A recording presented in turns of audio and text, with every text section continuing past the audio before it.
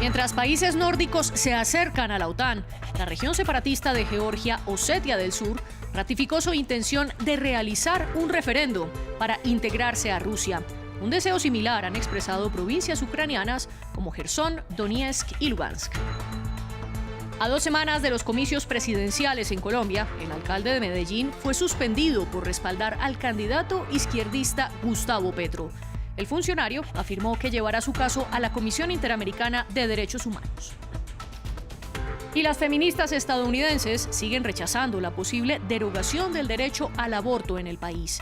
En esta emisión les contaremos la historia de varias de las mujeres que serían las más violentadas si se prohíbe la interrupción voluntaria del embarazo. Bienvenidos a las noticias de France 24. Mi nombre es María Clara Calle y es un placer acompañarlos. Iniciamos este informativo en Ucrania, donde se llevó a cabo el primer juicio por crímenes de guerra. Las autoridades están juzgando a un soldado ruso de 21 años por ser el presunto asesino de un civil desarmado que iba en bicicleta en la región de Sumy. El hecho se produjo justo después de la invasión rusa. Kiev acusó a Moscú de repetidas atrocidades en Ucrania y los fiscales dicen que están investigando más de 10.000 posibles crímenes de guerra. Veamos el informe. Es el primer soldado ruso en ser juzgado por cometer un crimen de guerra. Vadim Sisimarin, de 21 años, está acusado de asesinar a un civil ucraniano desarmado mientras montaba en bicicleta. Según los fiscales, el sargento ruso disparó al hombre de 62 años en la cabeza a través de la ventanilla abierta del vehículo. El incidente tuvo lugar en el pueblo nororiental de Chipakivka, en la región de Sumy, justo después del inicio de la guerra. El abogado de Sisimarin dijo que el caso contra su cliente es fuerte y que aún no había decidido cómo se declarará. Se entregó por su cuenta. Todas las demás cuestiones están relacionadas con el procedimiento material y penal. Todo esto serán audiencias posteriores. Él dará todas las respuestas a todas estas cuestiones cuando declare o no. Si es condenado, se enfrenta a una pena de hasta cadena perpetua.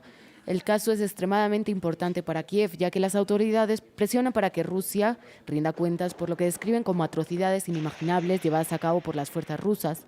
Los fiscales dicen que están investigando más de 10.000 posibles crímenes de guerra que implican a más de 600 sospechosos. El Kremlin continúa negando haber atacado a civiles y acusa a Kiev de organizar ataques como parte de los esfuerzos para desprestigiar a las tropas rusas. Y en medio de la guerra en el este de Europa, varios países como Suecia y Finlandia se están acercando a la OTAN, mientras que otras zonas apuestan por una integración con Rusia. Es el caso de Osetia del Sur, una región separatista de Georgia, que mostró su intención de realizar un referendo de integración a la Federación Rusa. Un deseo similar tienen regiones ucranianas como Jersón, Donetsk y Lugansk. Las fronteras rusas podrían extenderse en los próximos meses. El presidente de facto de la región separatista de Georgia, Osetia del Sur, anunció este viernes que organizará el próximo 17 de julio un referéndum sobre su adhesión a Rusia. Hoy, el decreto del referéndum ha sido firmado por el presidente. En el lenguaje de la ley, hemos cumplido otro requisito legal muy importante y el lenguaje del pueblo. Hemos dado un paso trascendental. Nos vamos a casa, nos vamos a Rusia. El 17 de julio del 2022 se celebrará un referéndum sobre la unificación de Osetia del Sur y Rusia. Osetia del Sur fue el centro de la guerra entre Georgia y Rusia en 2008, tras la cual Rusia reconoció su independencia junto con Abjasia, y donde tiene desde entonces bases militares. Georgia no reconoce la región como independiente y calificó de inaceptable el proyecto. Otras regiones de Ucrania también podrían pronunciarse sobre su adhesión a Rusia, como Jersón, Zaporizhia, Lugansk y Donetsk.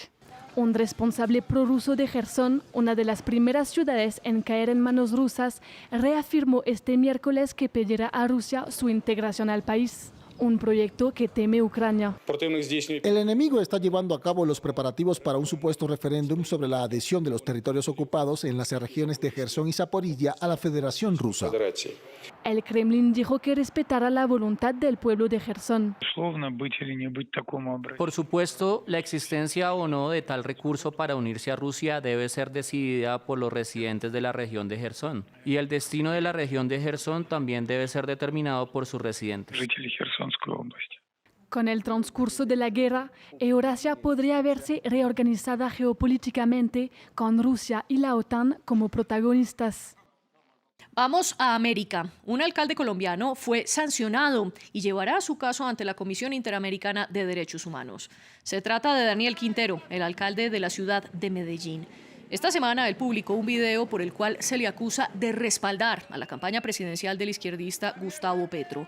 La Procuraduría, que es la entidad encargada de sancionar disciplinariamente a los funcionarios, consideró que Quintero estaba participando en política y lo suspendió de su cargo. El alcalde se defendió diciendo que la Procuraduría está alineada con los intereses del gobierno. El caso se produce 2 semanas antes de las elecciones presidenciales. Hemos iniciado, hoy queda constituido un equipo jurídico. Ahorita el doctor Héctor Carvajal va a definir, a decidir cuáles son las acciones particulares que se van a emprender. Héctor hace parte del equipo de defensa ante los organismos nacionales, pero tenemos un equipo internacional que acaba de mostrar y que está preparando los alegatos que van a ser enviados el día de hoy, que va a mostrar cómo la procuradora se alió con el gobierno nacional en una misma línea política, de poder político, el mismo partido, para poder sacar a los líderes y para poder excluir a los líderes que hacen parte de otra orilla ideológica. Las autoridades colombianas enviaron a Paraguay el cuerpo del fiscal contra el crimen organizado Marcelo Pecci, quien fue asesinado el pasado 10 de mayo en la isla colombiana de Barú, mientras celebraba su luna de miel. Pecci investigaba varios casos relacionados con el crimen transnacional y el crimen organizado en Paraguay. Previamente conversamos con Jeremy McDermott, codirector ejecutivo y cofundador de Inside Crime, a quien le preguntamos sobre cómo se vincula el narcotráfico de Paraguay con el del resto de América Latina. Pues Paraguay es el principal productor de marihuana de América del Sur y la mayor parte de su producción es para el mercado de Brasil. Con respecto a la cocaína, pues esto narcotráfico es como el agua y va por el camino de menor resistencia y hay muy poca resistencia en Paraguay. Entonces, cocaína de Perú y Bolivia pasa por Paraguay hacia Brasil, que tiene un consumo interno muy alto, y hacia Europa. Y una de las mayores incautaciones de cocaína en Europa del año pasado, de 11 toneladas en el puerto de Amberes, en Bélgica, se originó en Paraguay. Las feministas estadounidenses continúan manifestándose en contra de lo que podría ser la derogación del derecho al aborto en el país. La discusión pública no ha cesado desde que se filtró un borrador de sentencia de la Corte Suprema que aparentemente anularía la decisión del caso Roe versus Wade, que garantiza el derecho al aborto en Estados Unidos desde 1973. Víctimas de abusos sexuales exponen sus casos para visibilizar el retroceso. Marina Sardiña nos cuenta. Deveta tenía 16 años y soñaba con entrar al ejército. Cuando un reclutador la violó, quedó embarazada de su agresor, pero pudo acceder a un aborto gracias al derecho que le otorgaba la sentencia Roe versus Wade. Quedé embarazada como resultado de una violación y simplemente decidí que no quería cuidar al niño o incluso tener el bebé porque simplemente no estaba en el estado emocional adecuado para tener un hijo que vino de una violación.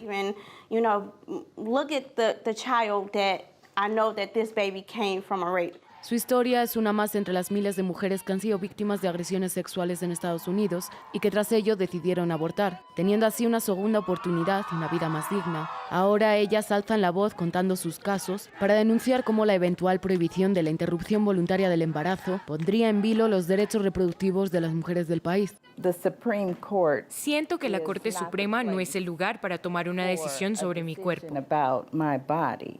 La penalización del aborto discrimina aún más a las mujeres de contextos vulnerables o de comunidades afro, indígenas o migrantes, poniendo en riesgo sus vidas. Después de que fracasara un intento por codificar el derecho al aborto en el Senado, este viernes los demócratas llamaron a los estadounidenses a defender el aborto.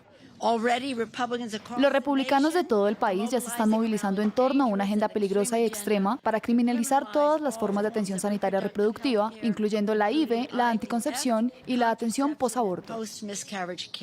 Las activistas feministas están organizando marchas masivas en 4 ciudades del país, Nueva York, Chicago, Los Ángeles y Washington, y movilizaciones hasta el verano, cuando se espera se conozca el fallo del Tribunal Supremo que daría a los estados la potestad de decidir individualmente sus políticas con respecto al aborto. Llegamos al final de las noticias. Los invitamos a que sigan conectados con France 24.